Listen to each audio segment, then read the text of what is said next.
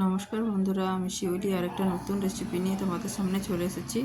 আজকে বানাবো মোগলাই পরোটা। মোগলাই পরোটা সাধারণত ময়দা দিয়ে বানানো হয়, কিন্তু আমি বানাবো আটা দিয়ে, কেননা ময়দাটা অনেকটাই আনহেলদি, তাই আমি আটা দিয়ে বানাবো। প্রথমে আটাটাকে একটু জোয়ান আর নুন দিয়ে ভালো করে জল দিয়ে মেখে নিয়েছিলাম।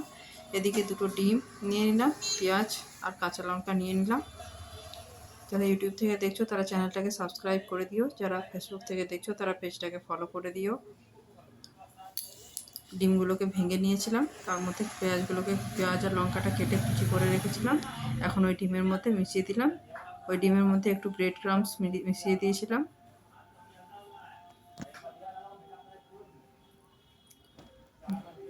এখন রুটিগুলোকে এক একটা করে বেলে নিয়েছি।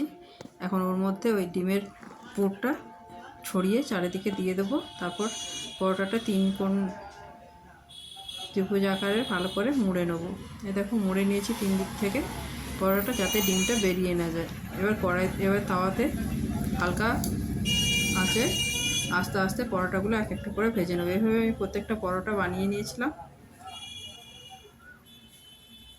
ব্রেড ক্রাম্বসটা দিলে ডিমটা বেরিয়ে যাওয়ার ভয় থাকে না, আর কম ডিমে অনেকগুলো পরোটাও বানানো যায়। আমি 2টো ডিমে 6টা পরোটা বানিয়েছিলাম।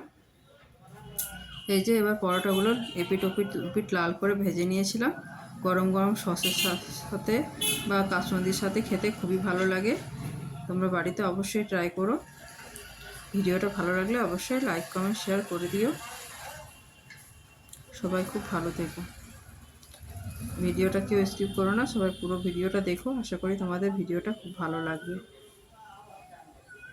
আর বাড়িতে রেসিপিটা অবশ্যই ট্রাই করো, খেতে খুবই সুস্বাদু হয়। এভাবে আমি সবকটা পরোটা বানিয়ে নিয়েছিলাম। তারপর গরম গরম পরোটাগুলো টমেটো সস আর পেঁয়াজের সাথে পরিবেশন করেছিলাম।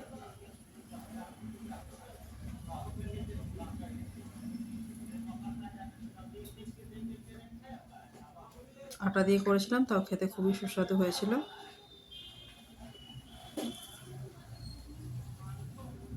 দেখো ভেতরটা পুরোটা ডিমটা ভাজা হয়ে গেছে, খুব সুন্দর হয়েছিল খেতে। ভিডিওটা এখানে শেষ করছি। সবাই খুব ভালো থেকো।